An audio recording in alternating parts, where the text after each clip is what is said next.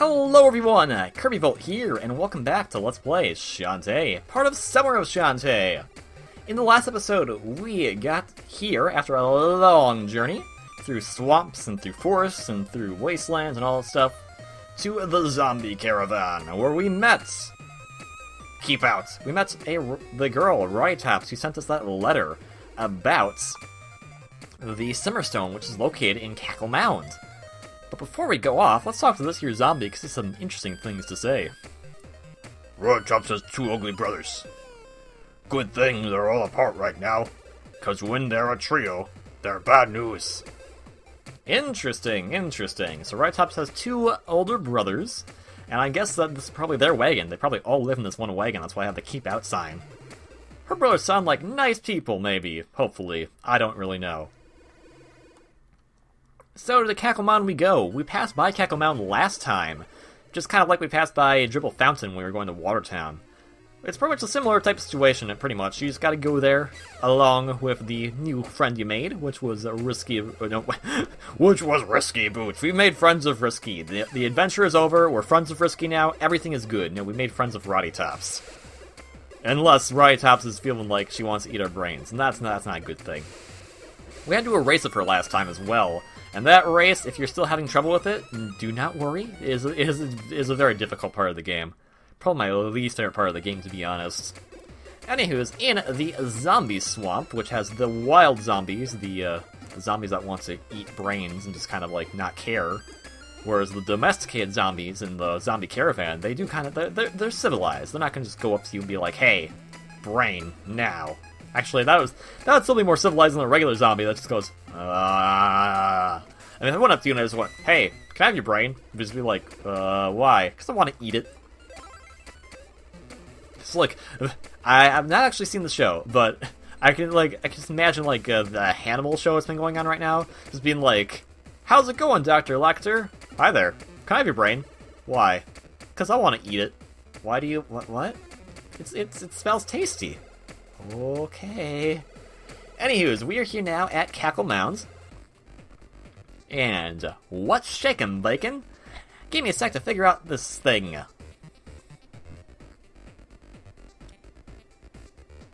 That's amazing!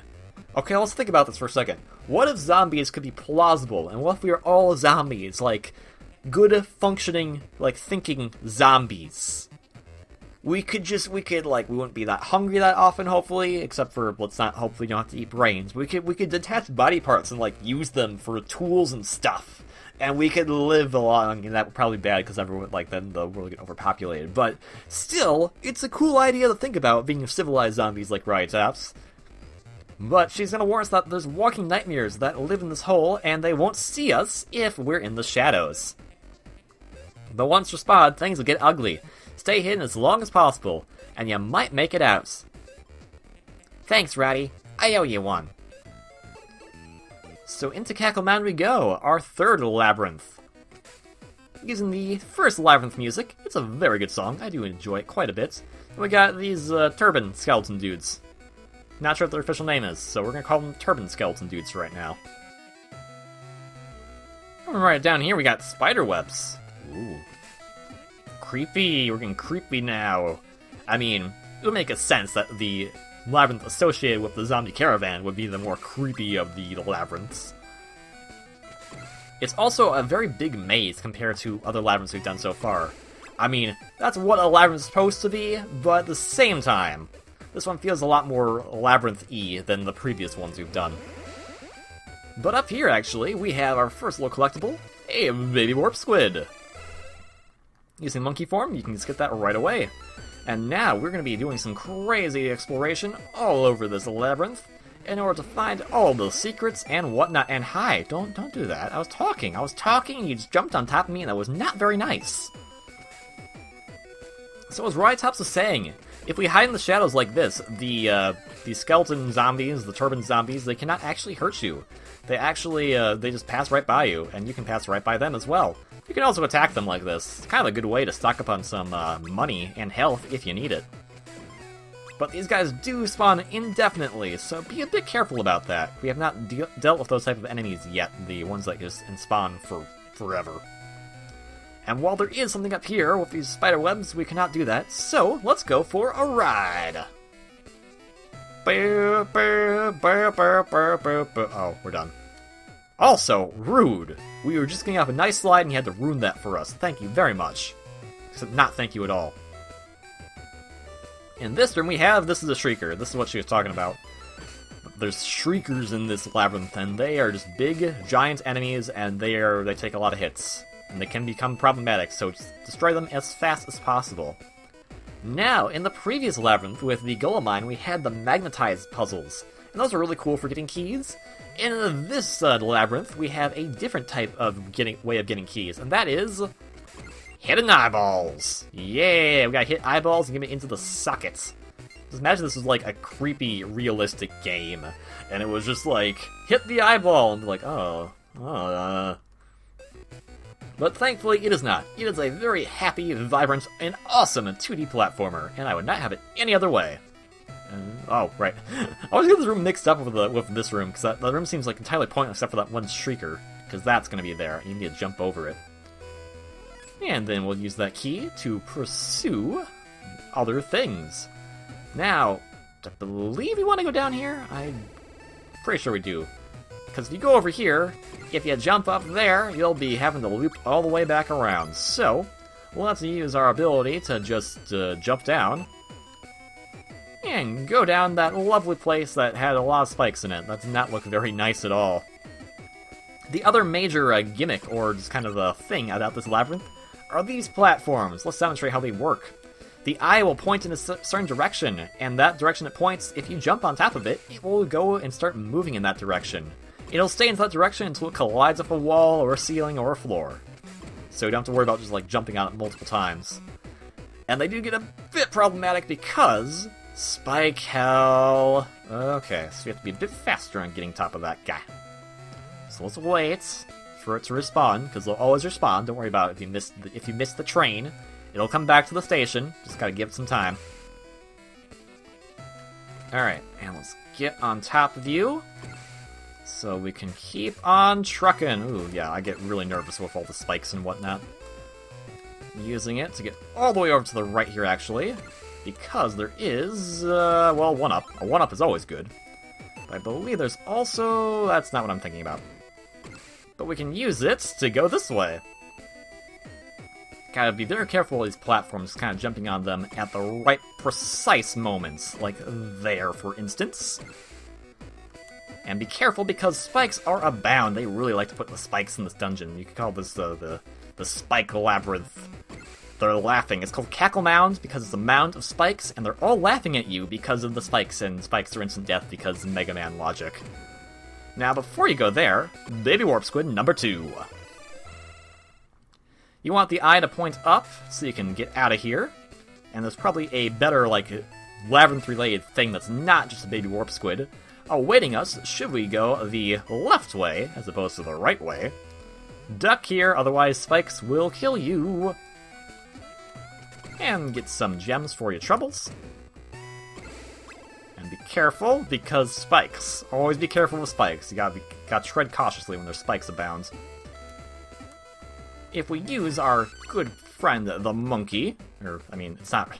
We're always Shantae, so it's not like we're turning into another person. We're still Shantae. We're cute little monkey Shantae. We can go into this here room, and we have another one of the key puzzles. Hitting those eyes into the eye sockets. Lovely times. These can become a bit annoying just because of the bounciness of the eyes.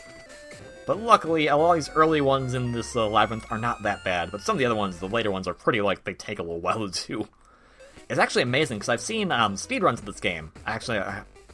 At least I know the speedruns of this game have been done, and they do it in, like, about, like, an hour and 30 minutes. That's pretty darn impressive, if you ask me. So I wonder how they deal with this kind of stuff, because those eyes moving around, like, this takes a lot of, like, precise timing to do everything in, specifically this labyrinth, so I wonder how they do that.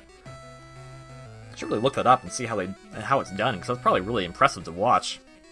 Now then, as we go up through here, we just have to kind of wait as the platform lifts us up. As we get uplifted into... back here, in the shadows. We're going to go all the way to the left this time. We're going to actually take that and come down here. This is actually the bottom of that earlier room we did where we got the first baby warp squid in. We're gonna go all the way to the left, because now that we have a key, we can open a door that is right here. I was like, oh, is the door not here? I thought there was a door here. Even crazy. Now, luckily, this Shrieker can't do anything to us because we can just hide in the coffin. Bye-bye, Shrieker. I do like that. This idea is like, haha, can't hurt me. Now, let's be careful around here as well because the spikes are a thing. They're a major. Did I just glitch myself off the platform? Okay, no, I didn't. Okay, I thought it was like I held down for too long, and then apparently that screwed me up. Now, I believe where we want to go is first down here. I could be wrong on that. I think I am wrong on that because I'm pretty sure there's a locked door down here. Yep-a-rooney. Good job, me. Don't do that. Unless you want to. You can explore the labyrinths to your leisure. But just remember, there's kind of a set way you need to be going through them if you want to be advancing the plot here. But luckily, they did put this nice platform here in case you made that silly mistake. Oh, okay. That's silly okay. That's silly okay. Let's just have a nice little dance party. Let's actually have a dance party. Dance party on the platform. Boop, ba-da-ba, boop, ba-da-ba, boop, ba-da-ba, boop, ba-da-ba, boop, ba-da-ba. Okay, that was our elevator music. Now let's go on this elevator ride. I believe we want... No, we don't want to go up. We don't want to go up. We want to go to the left where the eye was initially pointing. And be careful just about things in general. Oh, one-ups are lovely. Thank you very much. In this room, we should have another one of these. This one's a bit different. It's not just... You can't just put the eye in. That's not going to work. Because the eye actually points different directions. You gotta put it in the right way. So you have to take it out and bounce it back in. But which way should it be pointing? Well, it goes in a clockwork cycle, going from up to right to down to left. So you have to put it in all the right ways until it's the correct one. Which, unfortunately, due to that clockwork cycle, does make this take a bit of a while. Get out of the freaking thing. I want you to go in there. Like, this is why I'm wondering like how speedrunners do this, because you have to really know how to utilize these well. I'm sure there's like probably some kind of cool trick. I should really look it up.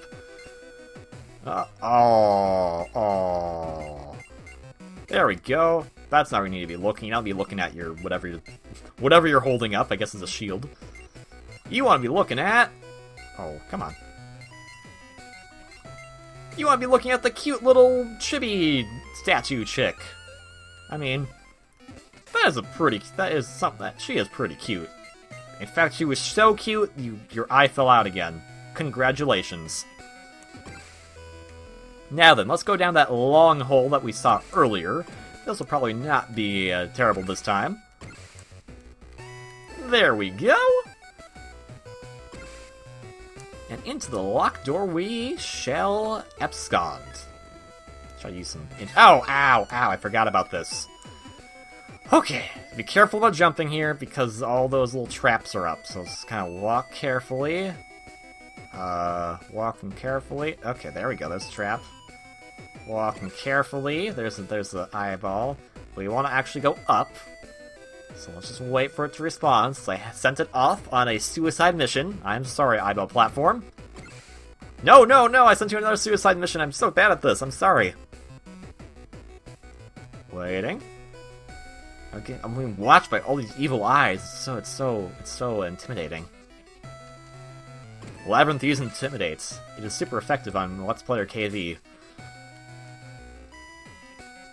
Oh! Ah, futterbutts. Well, we can go get that in just a quick second.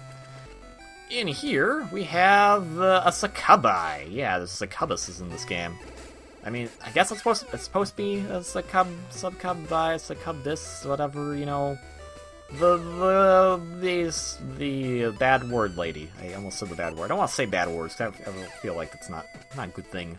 Try to keep it at least somewhat family-friendly here. Alright, no, you... And they jump all over the place like Catwoman. Very, very annoying. In fact, let's just call this Catwoman. Okay, so let's get rid of Catwoman. Vampire Catwoman. Because... she explodes into bats. Now then, let's actually go back down here. Stay on this platform, ride it up all the way. Don't be silly like I did. Because up here we have our third baby warp squid. Huzzah! Now then, let's get back up there, and we're going to be ending off the episode here. So, thank you all very much for watching this episode of Let's Play Shantae. If you like this video, please consider hitting that like button below, and if you want to see more content from me, please consider subscribing. If you like what you see here, and you think this looks like an awesome game, please go and give it a shot. It is available right now on the 3DS Virtual Console. In addition, its 2 sequels, Risky's Revenge and The Pirate's Curse, are also available on the 3DS eShop. They're all fantastic games, and I cannot recommend them enough. So, if you want to play them, please go and give it a shot. Anywhoos, I hope you're having a great day, and I will see you in the next one. Until then, vote Shantae for Smash. Ciao!